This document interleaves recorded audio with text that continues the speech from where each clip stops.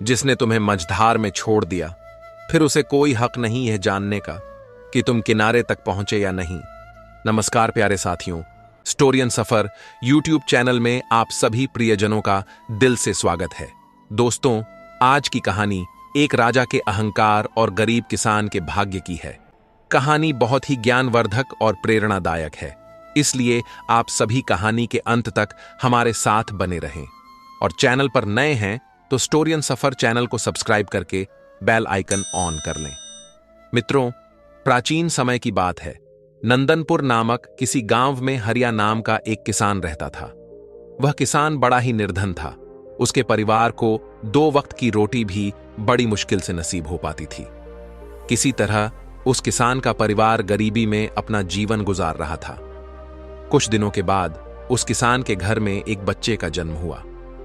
जब किसान के घर में बच्चे ने जन्म लिया तो बच्चे को पाकर किसान और उसकी पत्नी बहुत प्रसन्न हुए।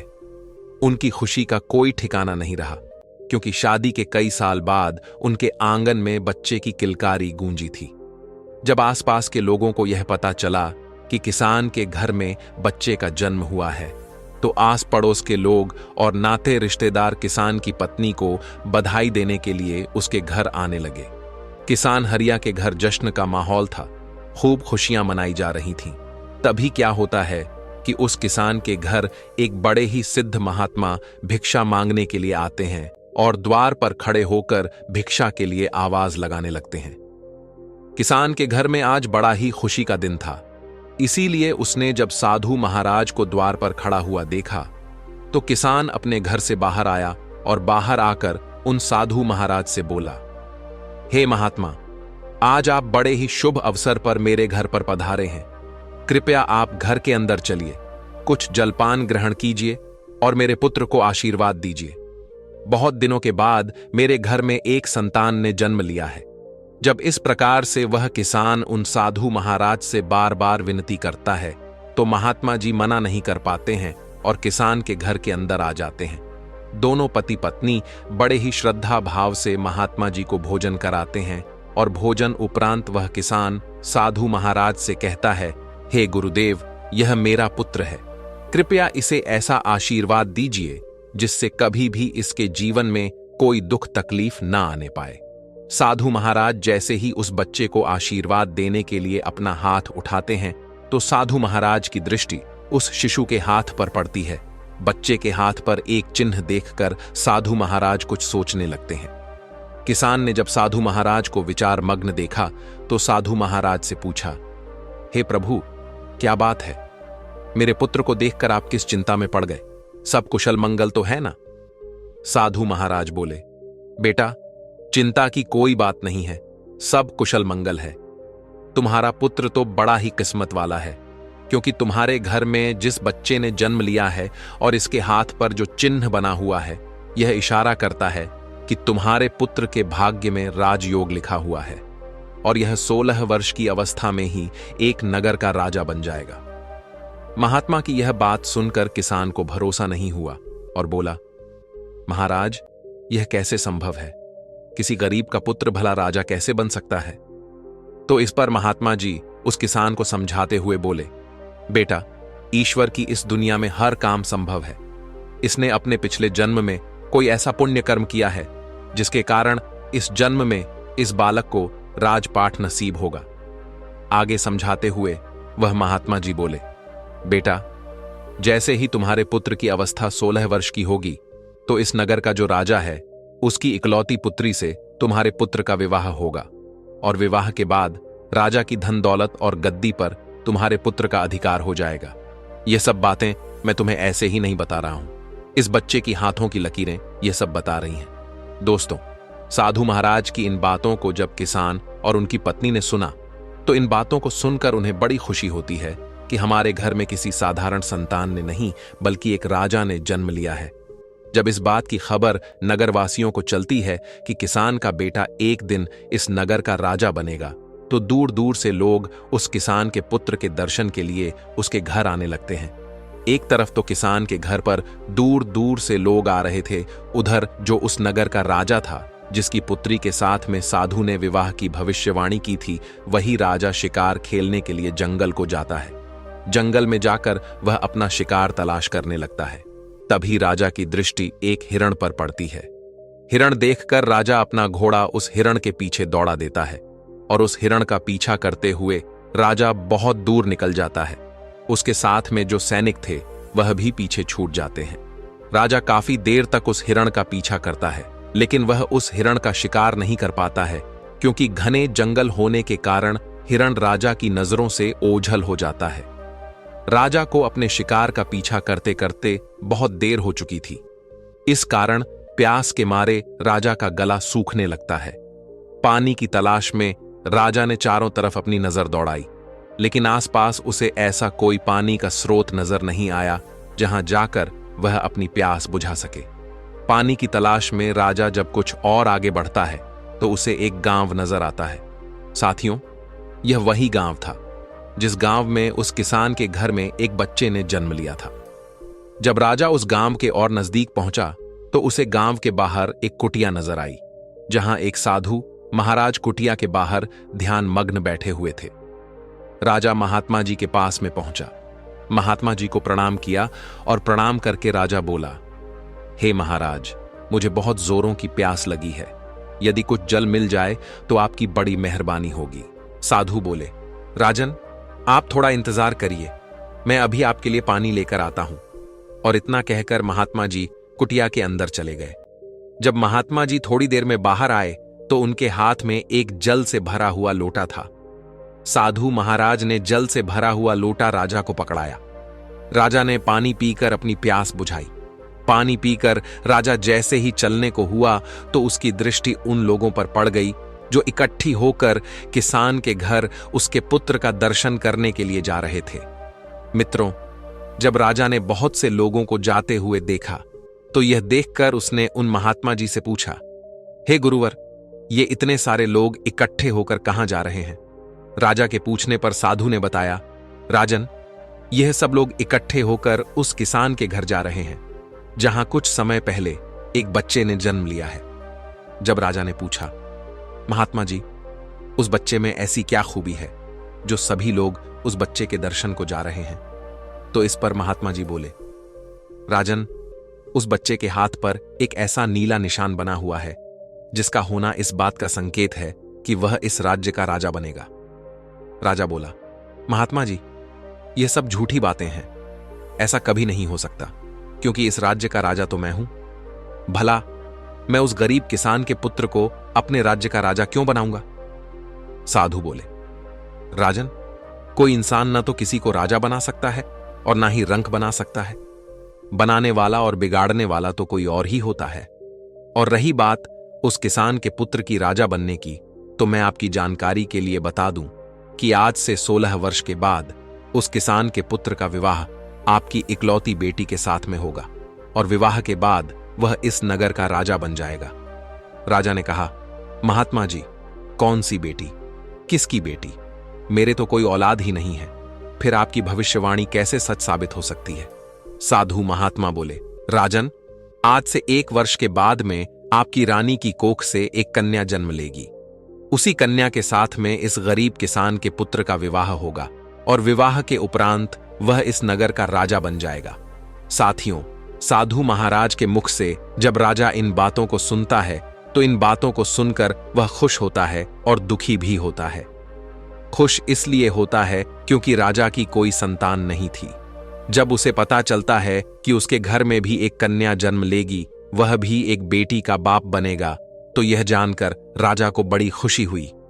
लेकिन उसके दुख का कारण यह था कि जैसा साधु महाराज ने बताया कि तुम्हारी पुत्री का विवाह गरीब किसान के बेटे से होगा, तो यह जानकर राजा दुखी हो जाता है और उसे गुस्सा भी आता है। राजा अपने मन में विचार करता है कि आखिर एक मामूली से किसान का बेटा मेरा दामाद कैसे बन सकता है? मैं कदापि ऐसा नहीं होने दूंगा। यह विचार कर राजा उन साधु महात्मा से कहता है, आपको क्या लगता है, एक मामूली से किसान के बेटे के साथ में मैं अपनी पुत्री का विवाह कर दूंगा? महात्मा ने कहा, राजन, जो उस बच्चे के भाग्य में लिखा हुआ है उसे कोई नहीं मिटा सकता। क्योंकि विधाता का लिखा तो पत्थर की लकीर होता है, कोई उससे छेड़छाड़ नहीं कर सकता। दोस्तों, उस राजा को अपनी ताकत पर बड़ा ही घमंड था। उसने कहा, महात्मा जी, चाहे कुछ भी हो जाए, मैं अपनी बेटी का विवाह उस 2 कौड़ी के किसान के बेटे से हरगिज नहीं होने दूंगा। और रही बात विधाता के लिखे की, तो मुझ में इतना सामर्थ्य है कि मैं उस विधाता के लिखे को भी मिटा के रख दूंगा। महात्मा जी ने मुस्कुराते हुए कहा, राजन, मैं भी यही हूं और आप भी यही हो। पहले वह समय आने दो, फिर देखते हैं कि क्या होता है, कौन किस पर भारी पड़ता है। राजा ने कहा, ठीक है महात्मा जी, समय आने दो, फिर आप देखना। यह कहकर राजा साधु महाराज को प्रणाम करके अपने घोड़े पर सवार होकर अपने महल को चल देता है। महल पहुंचकर राजा विचार करता है, ऐसा क्या किया जाए जिससे सांप भी मर जाए और लाठी भी न टूटे। मैं ऐसा क्या करूं कि ऐसी नौबत ही नहीं आए कि मुझे अपनी बेटी का विवाह उस गरीब किसान के बेटे से करना पड़े। पूरी रात राजा इसी कश्मकश में गुजार देता है। काफी सोचने के बाद उसे एक युक्ति नजर आई। अगले दिन राजा अपना ब्राह्मण भेष बनाकर उस किसान के गांव में जाता है। गांव पहुंचकर जब उसने गांव वालों से पूछा कि उस किसान का घर कौन सा है जिस घर में कुछ दिन पहले एक बच्चे ने जन्म लिया है, तो गांव वालों ने उस गरीब किसान के घर का पता बता दिया। पता पूछकर राजा उस किसान के घर पर पहुंचा और बाहर से ही आवाज लगाई, क्या कोई घर में है? हमें कुछ दान करो, हम भूखे ब्राह्मण हैं। आवाज सुनकर किसान अपने घर से बाहर आता है और ब्राह्मण को प्रणाम करता है और कहता है, हे महाराज, मैं आपकी क्या सेवा कर सकता हूं? तब ब्राह्मण बना राजा कहता है, हमें कुछ दान दे दो, हम बहुत दूर से चलकर आए हैं। आगे ब्राह्मण किसान से कहता है, मैं भाग्य भी देखता हूं, मुझे ऐसा लग रहा है कि तुम्हारे घर में कोई पुत्र भी है और तेरे पुत्र के दाएं हाथ में नीले रंग का निशान है। किसान कहने लगा, हां बाबा। ब्राह्मण कहने लगा, हम सब कुछ जानते हैं, आप उस पुत्र को हमें दिखा दो। वह किसान अपने पुत्र को घर से लेकर बाहर आया और ब्राह्मण को दिखाने लगा। इसके बाद ब्राह्मण कहने लगा, यदि यह पुत्र तुम्हारे साथ रहेगा तो 16 साल के बाद इसकी मृत्यु हो जाएगी, और यदि तुम इस बच्चे को किसी को दान कर दोगे तो 16 वर्ष बाद वह तुम्हें लौटा जाएगा, और यदि तुम इस बच्चे को अपने पास रखना चाहते हो तो यह मर जाएगा। इस बात को सुनकर किसान रोने लगा और कहने लगा, बाबा, हम अपने बच्चे को अपने से अलग नहीं कर सकते हैं। ब्राह्मण कहने लगा, यदि तुम किसी और को नहीं देना चाहते तो मुझे इसे दे दो, 16 वर्ष के बाद इसे मैं तुम्हें लौटा दूंगा। राजा आगे समझाते हुए बोला, भाई देखो, मैं आपका बच्चा आपसे हमेशा के लिए थोड़े ही मांग रहा हूं। मैं तो तब तक के लिए मांग रहा हूं जब तक वह 16 वर्ष का ना हो जाए, क्योंकि इसी में इस बच्चे का जीवन है। जब उसको 16 वर्ष पूरा हो जाए और इसकी विवाह योग्य उम्र हो जाए तो मैं तुमको तुम्हारा बच्चा वापस लौटा दूंगा, फिर आप अपने पुत्र के साथ सुखपूर्वक रहना। मित्रों, सीधा साधा किसान जब भेष बदले हुए राजा की इन बातों को सुनता है तो उसे राजा की बातों में सच्चाई नजर आती है और वह किसान बच्चा देने के लिए हां कर देता है। उस बेचारे को नहीं पता था कि यह ब्राह्मण के भेष में इस नगर का राजा है और उसकी इन बातों के पीछे कुछ और ही मंशा छुपी हुई है। किसान अपनी पत्नी के पास जाता है और अपनी पत्नी से कहता है, भाग्यवान, हमारे दरवाजे पर एक बड़े ही दयालु ब्राह्मण आए हैं और कहते हैं कि अगर यह बच्चा हमारे पास रहेगा तो 16 वर्ष के बाद उसकी मृत्यु हो जाएगी, इसीलिए वह हमारे बच्चे का पालन पोषण करना चाहते हैं। अपनी पति की इन बातों को सुनकर पहले तो उस किसान की पत्नी मना करती है, लेकिन किसान जब अपनी पत्नी को बताता है कि वह हमारा बच्चा हमेशा के लिए नहीं बल्कि कुछ सालों के लिए अपने घर रखना चाहते हैं, तो यह सुनकर किसान की पत्नी भी अपने बच्चे को ब्राह्मण को देने के लिए तैयार हो जाती है। दोनों पति पत्नी अपने कलेजे के टुकड़े को लेकर घर के बाहर आते हैं और ब्राह्मण बने हुए राजा को अपना बच्चा देते हुए कहते हैं, हे ब्राह्मण देव, हम अपना बच्चा तो आपको दे देंगे, लेकिन हमारी एक शर्त है। दोस्तों, जब ब्राह्मण बने राजा ने पूछा, क्या शर्त है? तो किसान की पत्नी बोली, जब मेरा बेटा 16 वर्ष का हो जाए तो तुम्हें हमारा बच्चा वापस करना होगा। यदि आपको हमारी यह शर्तें मंजूर हो तो ही हम तुम्हें अपना बच्चा दे सकते हैं। राजा ने कहा, मुझे तुम्हारी सभी शर्त मंजूर है, अब आप मुझे अपना बच्चा दे दीजिए। जब आपका बच्चा 16 वर्ष का हो जाएगा और उसकी विवाह योग्य उम्र हो जाएगी तो मैं तुम्हारा बेटा वापस कर जाऊंगा। अब आप विलंब ना करिए और अपना बच्चा मेरे हवाले कर दीजिए।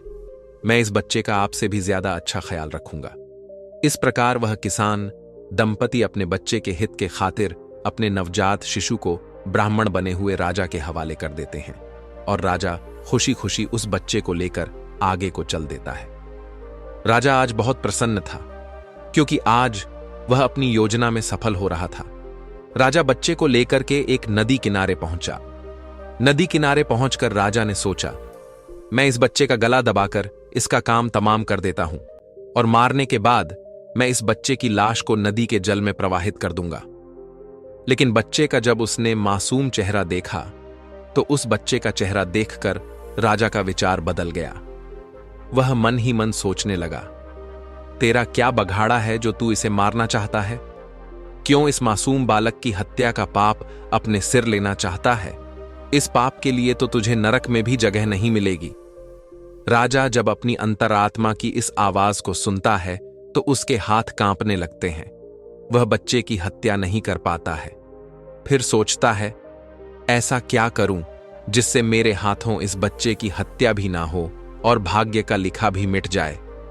काफी सोच विचार कर राजा इस निर्णय पर पहुंचा कि मैं इस बच्चे को एक लकड़ी के बक्से में बंद करके जिंदा ही जल में बहा देता हूं, जिससे मैं बाल हत्या के पाप से भी बच जाऊंगा और इसके साथ में मेरी बेटी की शादी भी नहीं होगी।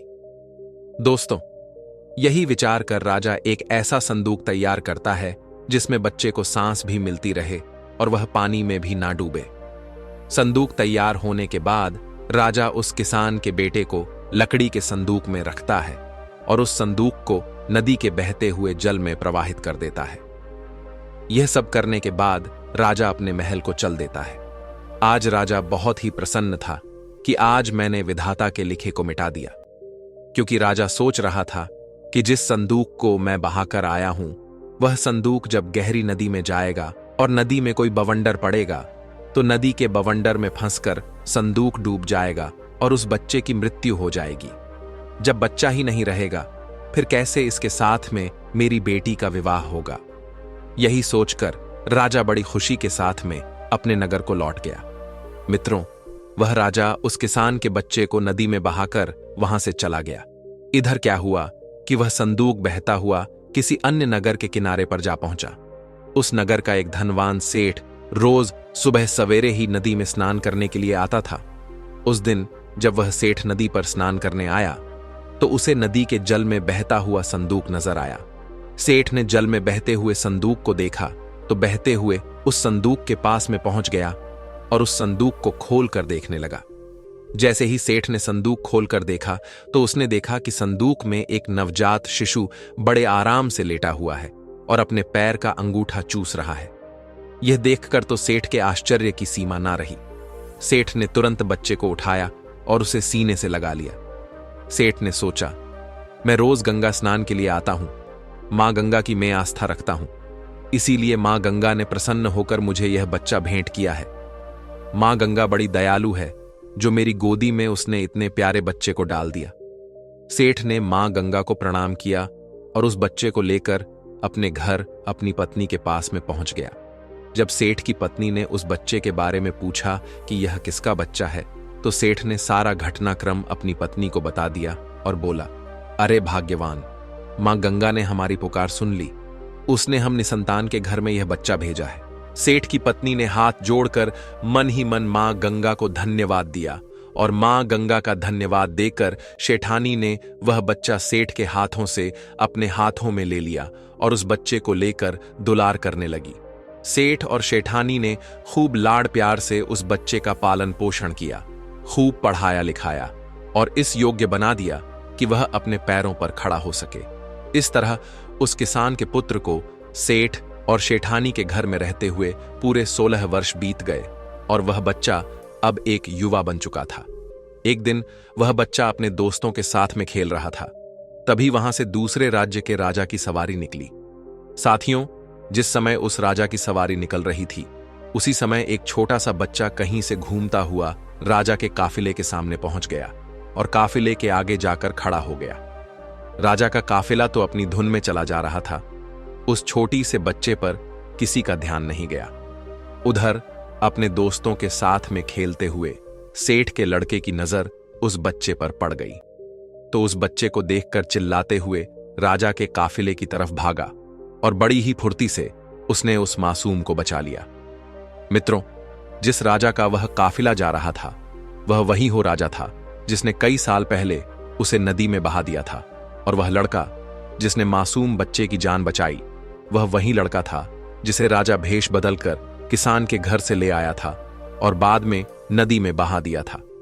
जैसे ही राजा की नजर उस लड़के के हाथ पर पड़ी तो हाथ पर नीला निशान देखकर राजा समझ गया कि हो ना हो यह वही लड़का है जिसे मैंने नदी में बहा दिया था। लेकिन यह जीवित कैसे बच गया? राजा ने तुरंत ही अपने काफिले को रुकने का इशारा किया और अपने सैनिकों से बोला कि जो लड़का अभी अभी काफिले के सामने से गुजरा है उस लड़के को पकड़कर हमारे पास लाए, हम उसकी बहादुरी के लिए उसे इनाम देना चाहते हैं। राजा के सैनिक तुरंत ही सेठ के लड़के के पास में पहुंचे और उसे अपने साथ बुला लाए।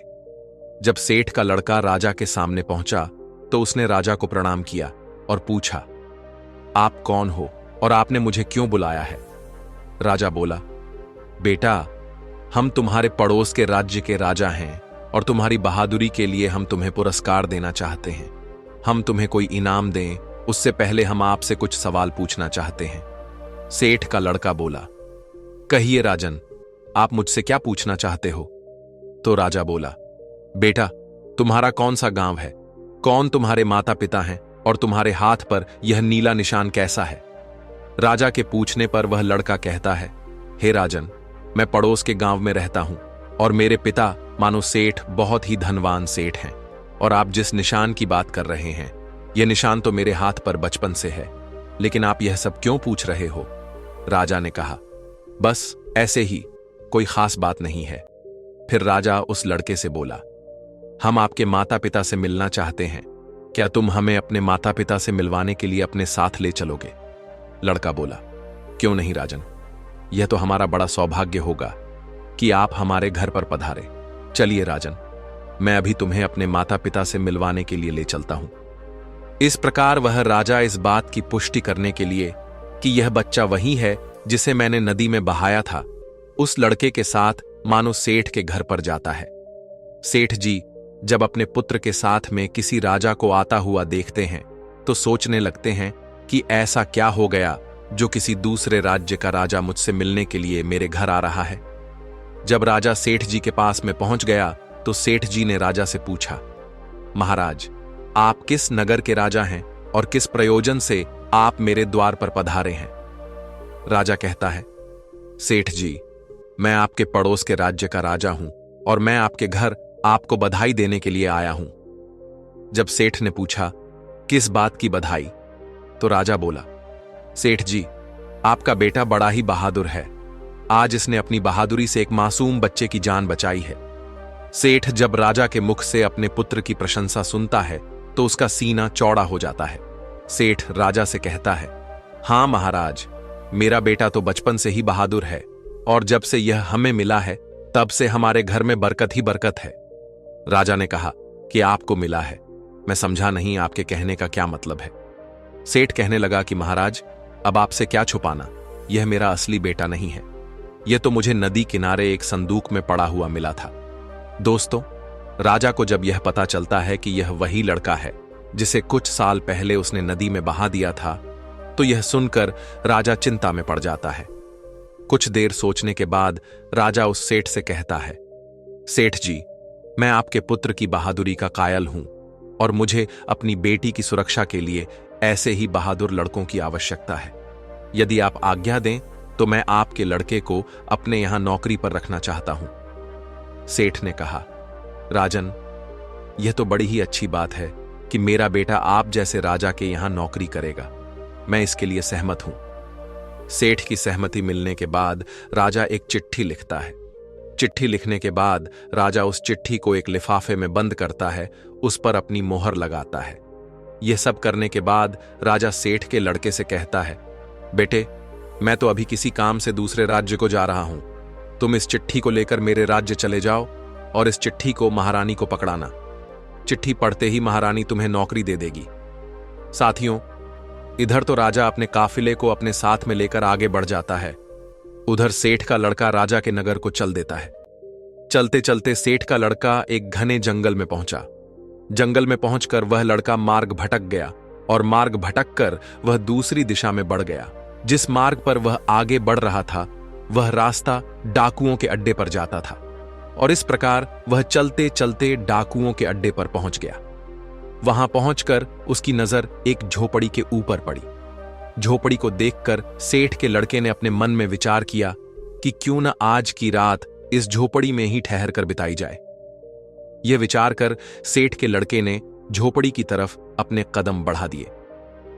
दोस्तों, जैसे ही वह लड़का उस झोपड़ी के अंदर पहुंचा और जैसे ही उसने झोपड़ी के अंदर को झांका तो अंदर का नजारा देखकर वह हैरान रह गया, क्योंकि जो झोपड़ी बाहर से टूटी फूटी नजर आ रही थी, उस झोपड़ी के अंदर नीचे जाने के लिए सीढ़ियां बनी हुई थी और उन सीढ़ियों का दूसरा सिरा एक आलीशान महल तक जाता था।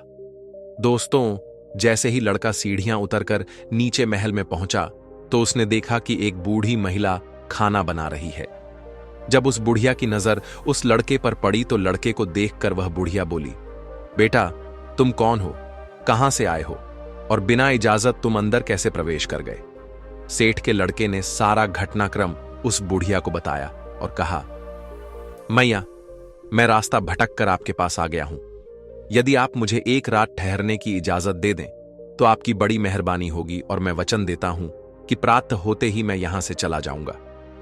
सेठ के लड़के की इन बातों को सुनकर वह बुढ़िया बोली, बेटा, तुम्हारे यहां रुकने में मुझे तो कोई आपत्ति नहीं है, लेकिन तुम नहीं जानते हो जिस जगह पर तुम अभी खड़े हो यह जगह डाकुओं का अड्डा है। यदि उन्हें पता चल गया कि कोई अनजान व्यक्ति हमारे अड्डे पर आया है तो वह तुम्हें जिंदा नहीं छोड़ेंगे। सेठ का लड़का बोला, मैया, रात बहुत हो गई है और आगे जंगल का रास्ता है। इतनी रात में मैं कहां जाऊंगा, कहां रहूंगा?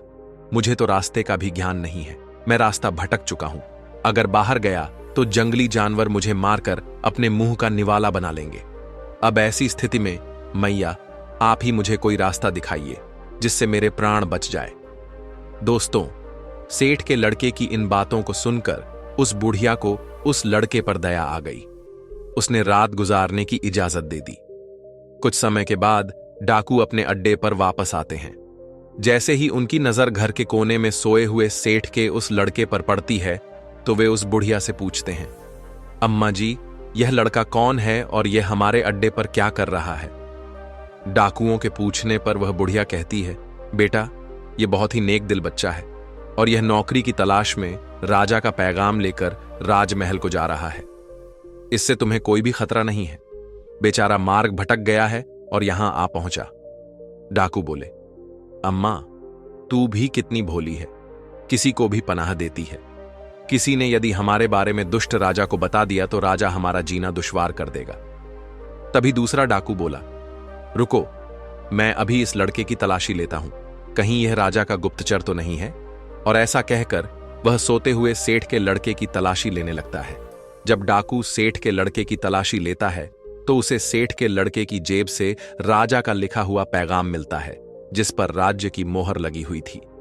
बड़ी सावधानी से वह डाकू लड़के की जेब से चिट्ठी का लिफाफा निकालता है और चिट्ठी को लिफाफे से बाहर निकालकर पढ़ने लगता है। चिट्ठी पढ़कर डाकू कहता है, छी छी, हमारे राज्य का राजा कितना घटिया राजा है।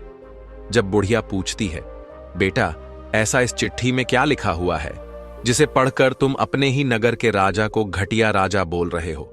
तो डाकू उस महिला से कहता है, अम्मा, चिट्ठी में लिखा है कि रानी, जैसे ही यह लड़का तुम्हारे पास पहुंचे और जैसे ही तुम इस चिट्ठी को पढ़ो तो चिट्ठी पढ़ते ही इस लड़के को मारकर कहीं दूर फेंक देना और यह काम मेरे आने से पहले हो जाना चाहिए। मैं इसे क्यों मरवाना चाहता हूं और मैंने क्यों नहीं मारा, इन सवालों का जवाब मैं नगर आकर तुम्हें दे दूंगा।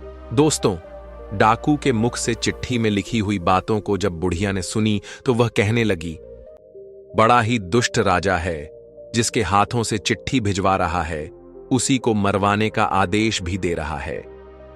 यह सुनकर उस बुढ़िया ने अपने मन में विचार किया कि मुझे इस मासूम को किसी भी तरह कोई भी उपाय करके बचाना चाहिए। उसने डाकुओं से कहा, तुम इस चिट्ठी को बदल दो। इस चिट्ठी के स्थान पर एक दूसरी चिट्ठी तैयार करो और उसमें लिखो कि रानी, मैं जिस लड़के को तुम्हारे पास भेज रहा हूं यह बड़ा ही नेक लड़का है और मैंने यह लड़का अपनी पुत्री के विवाह के लिए चुना है।